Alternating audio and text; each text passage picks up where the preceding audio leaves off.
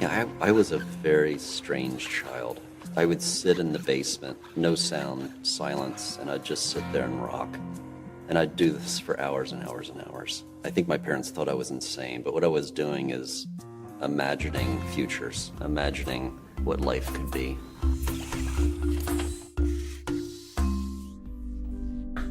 The next step in human evolution may not be biological, but technological. By merging ourselves with machines that augment and enhance our physical and perceived realities. But this is no small feat. I mean, the human form is a product of billions of years of natural selection.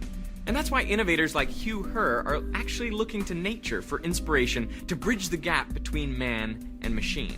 When I was 17 with my climbing partner Jeff Batzer, we ice climbed Huntington's Ravine on Mount Washington.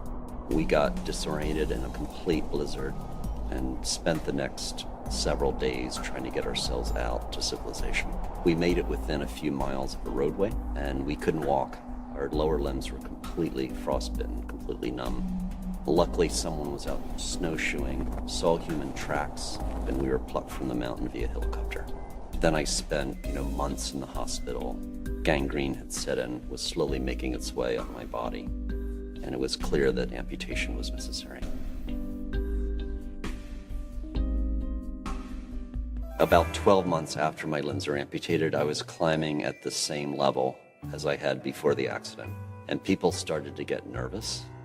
And then I exceeded that level and started to climb walls that no one ever climbed before. And then I became a threat. And that happened overnight. Some of my climbing colleagues actually threatened to cut their own legs off to achieve the same unfair advantage as me. No one actually did it. The fact that I could design my body part and exceed what I had achieved before and even exceed what nature intended was very inspiring, because I realized that technology has the power to heal, to rehabilitate, and to even extend human experience and human capability. That set me on this trajectory of tinkering, of designing, of climbing, and then going back to the shop and whittling and carving and machining. I mean, my closet looked really funny. You didn't see shoes, you saw all these bizarre limbs and feet everywhere. So what sets Hugh's legs apart from the rest? Most prosthetic legs are passive, and as a result, amputees have to use about 20% more energy when walking with their prosthetic leg. Hugh and his team studied how our leg and ankle naturally work to create their bionic counterparts. So our key strategy in the design of bionic appendages is to look into nature. So we studied how the calf muscle works, for example, and how the calf muscle is controlled by the spinal cord using neural reflexes.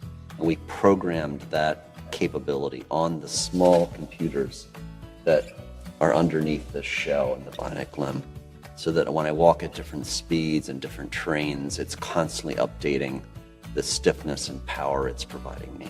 The motor mimics our calf muscles, adding positive force to the prosthesis, and that propels the body forward. This is especially helpful for walking up ramps and stairs. So that even though the limb is made of titanium and carbon and all these synthetic materials, it moves as if it's made of flesh and bone. The value of closely respecting the biophysics is that when we fit this prosthesis to a human body, there's often no training, because the human body remembers how to walk. Oh my God, I can't believe it! It's just like I've got a real leg. That's the value of this biomimetic design approach. We built our first foot ankle in 2002, so it's been a long iterative process. Probably 30 fundamentally different designs that led to the bionic limb as it exists today. We're studying how the tissues in this part of my body, how stiff they are. We're studying how the skin moves. And we then 3D print structures that emulate those tissue properties. It looks like a topographical map of your residual limb, and it makes for one of the most comfortable sockets available today. Besides the physical attachment to the prosthesis, Hugh's team is working on a way to control bionic limbs more naturally. They've developed legs with EMG sensors that measure and decode the electrical impulses in the muscles of the residual limb and then translate that into movement. Thus, the user only has to think about moving their leg to activate the bionic limb. I had the condition that my limbs are amputated. But that condition, because of great technology, I have the quality of life that I seek. Extending that story across all of humanity, one can imagine a world in which technology is so remarkably great that we can eliminate disability. And I believe that will happen in this century. The twilight years of this century, there will be no disability in the world.